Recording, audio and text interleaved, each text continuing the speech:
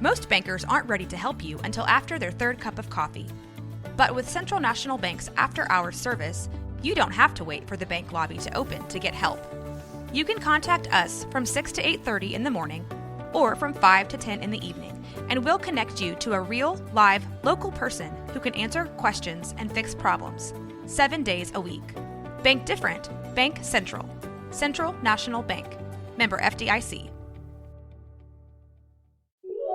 This is a Rogue Media Network podcast.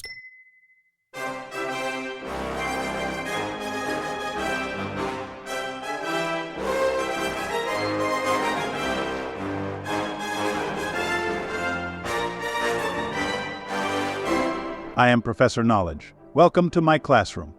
Facts provided by historyfacts.com. Subscribe to their newsletter to receive daily history facts in your email. Here is today's useless history. Strange parenting etiquette from the past. Being a parent has been a demanding job since the dawn of humanity.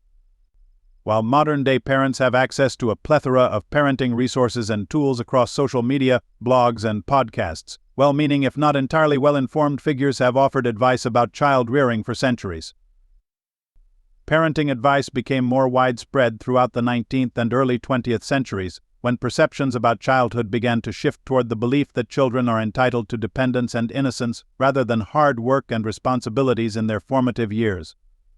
Most of the advice on taking care of infants and children was morally guided versus scientifically, and as a result, such advice often sounds strange or even downright alarming by our contemporary standards. From giving babies alcohol to smearing lard on their skin and denying snacks to older children, here is some of the strangest parenting etiquette from decades past. A spoonful of opium keeps the tears away. In an era before evidence-based medicine, parents often relied on dubious remedies to treat common childhood ailments. Substances such as strychnine and Poor's pure paregoric syrup and Godfrey's cordial were commonly given to babies in the 19th century to relieve gas, soothe teething pain, and treat unexplained fussiness. The secret ingredients? Alcohol and opium. Mrs. Winslow's soothing syrup was also a popular treatment at the time. The syrup was advertised as a method of pacifying young children, helping with dental hygiene and alleviating constipation, and it was said to be suitable for babies as young as newborns.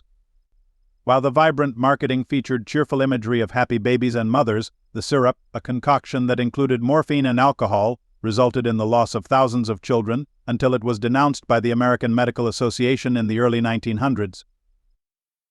These were far from the only bizarre remedies peddled before modern medicine.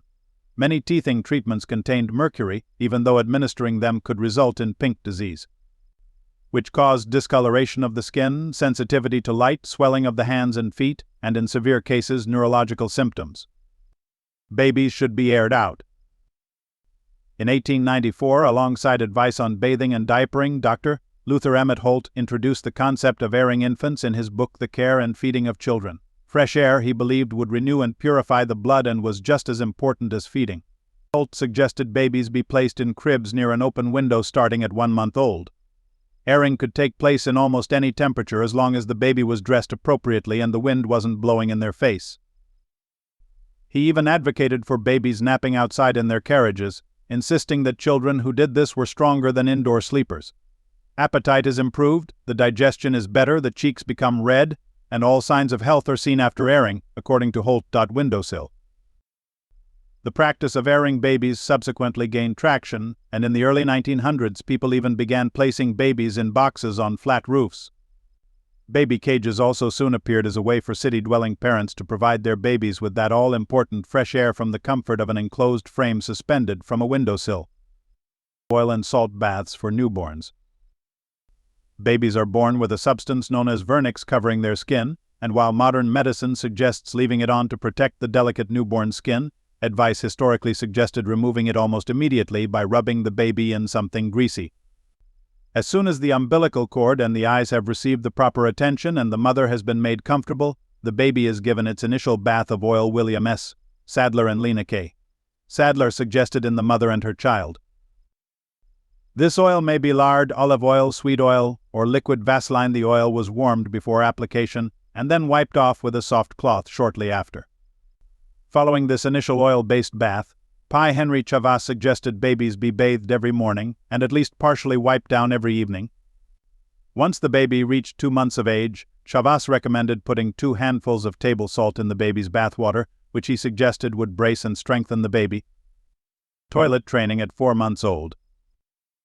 Early toilet training was common in the past, with some manuals advising parents to start as soon as just 4 months old, which is, on average, roughly 8 months before babies even start walking and more than 1 year earlier than average contemporary toilet training recommendations.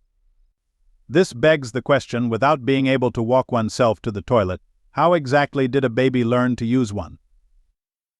According to the Sadlers, the mother and her child, it was up to the caretaker to bring the toilet to them. Any mother, caretaker, or nurse will observe the time carefully and will catch the child on nearly every occasion before an accident occurs, the advice read.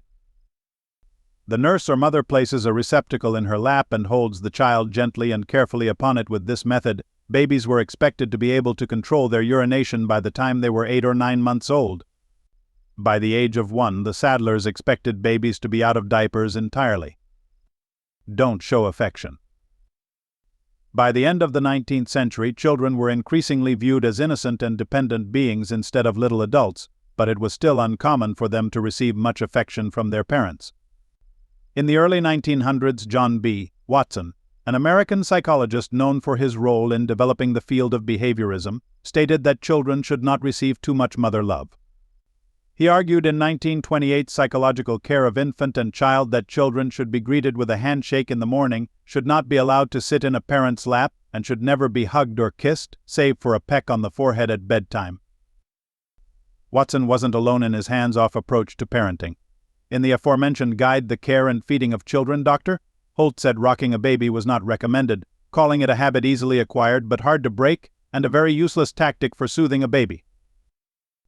The Sadlers felt much the same, advising in the mother and her child that the baby be handled as little as possible lest it become spoiled. If we sow indulgence, we shall reap anger, selfishness, irritability, unbecomingness, the spoiled child, the guide warned.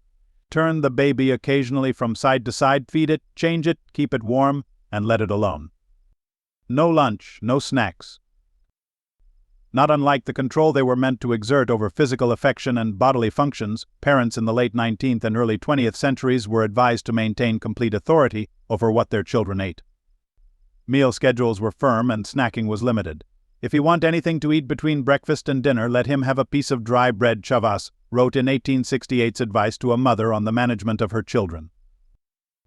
If he have eaten very heartily at dinner, and, like Oliver Twist, asks for more, give him, to satisfy his craving, a piece of dry bread.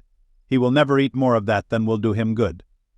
Similarly, Cassell's Household Guide from 1869 told parents not to feed children between meals and to stick to a schedule, saying kids should not be exposed to the sight of tempting food at unsuitable times. To this day, the experts still espouse the benefits of childhood routines and schedules, even if the guidelines around meal times and snacking habits are a far cry from the restrictive rules of the past. Thank you for joining me in my classroom today. As always, you can find more useless history at roguemedianetwork.com or anywhere you get your podcasts.